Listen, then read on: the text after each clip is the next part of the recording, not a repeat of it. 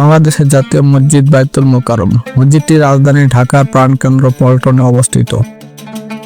আব্দুল লতিফ ইব্রাহিম বায়ওয়ানী প্রথম ঢাকাতে বিপুল ধারণ ক্ষমতা সহ একটি বৃহত্তম মসজিদ নির্মাণের পরিকল্পনার কথা প্রকাশ করেন।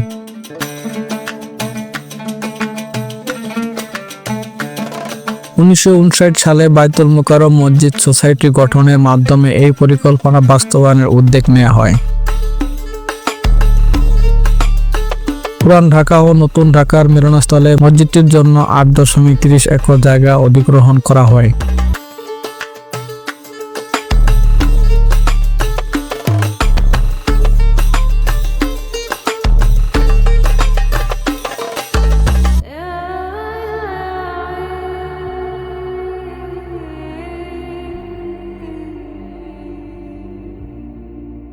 স্থানটি নগরীর প্রধান বাণিজ্য কেন্দ্র থেকে ছিল নিকটবর্তী। সে সময় মসজিদের অবস্থানে একটি বড় পুকুর ছিল, যা পল্টন পুকুর নামে পরিচিত ছিল। পুকুরটি ভরাট করে 27 জানুয়ারি 1960 সালে পাকিস্তান রাষ্ট্রপতি আইয়ুব খান মসজিদের কাজের উদ্বোধন করেন।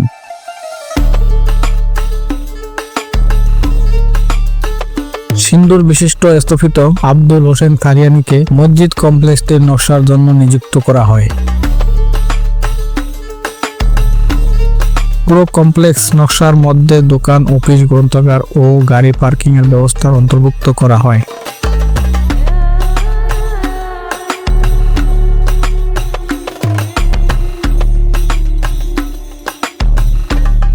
মসজিদটির নির্মাণ কাজ সম্পন্ন হওয়ার পর শুক্রবার 5 জানুয়ারি 1963 সালে প্রথমবারের জন্য এখানে নামাজ পড়ানো হয়।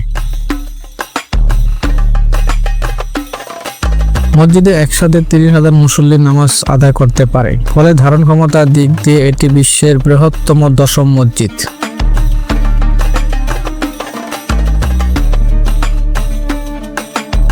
তবে মসজিদটিতে জুমার নামাজ ছাড়াও বিশেষ রমজানের সময় অত্যাধিক মুসল্লির সমাগম হয়। বাংলাদেশ সরকার মসজিদের ধারণ ক্ষমতা 40,000-এ উন্নীত করে। বর্তমানে এই মসজিদে একসঙ্গে 40,000 মুসল্লি নামাজ আদায় করতে পারেন।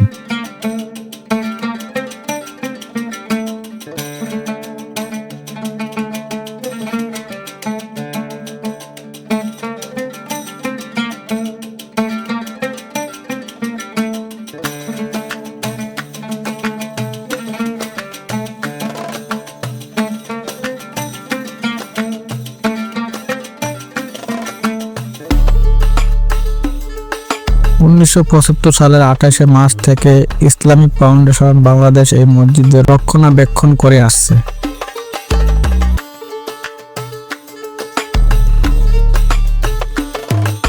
বায়তুল মোকাররম জাতীয় মসজিদটির নিচতলায় রয়েছে বিপণী বিতান ও একটি বৃহত্তর অত্যাধিক সুসজ্জিত মার্কেট কমপ্লেক্স।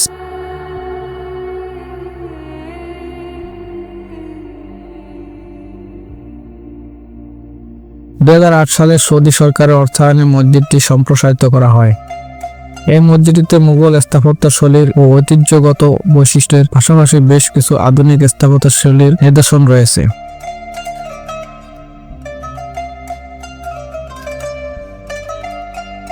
মক্কাতে অবস্থিত পবিত্র কাবা ঘরের অনুরূপে তৈরিকৃত বায়তুল মোকাররমের বৃহৎ গণক্ষেত্রটিকে বিশেষ বৈশিষ্ট্য মণ্ডিত করেছে।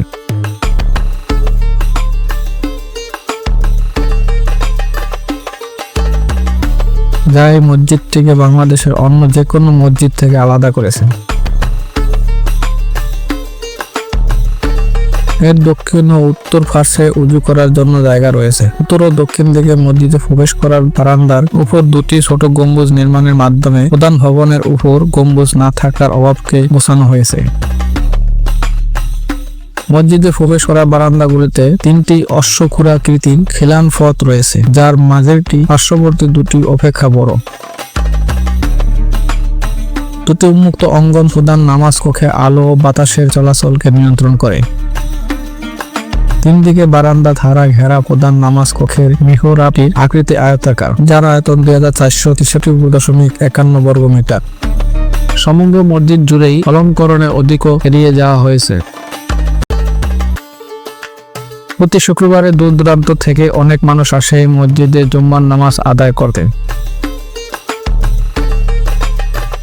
অনেক দেশি বিদেশি পর্যটক বাইতুল মোকাররম জাতীয় মসজিদ পরিদর্শনে আসেন প্রতিদিন।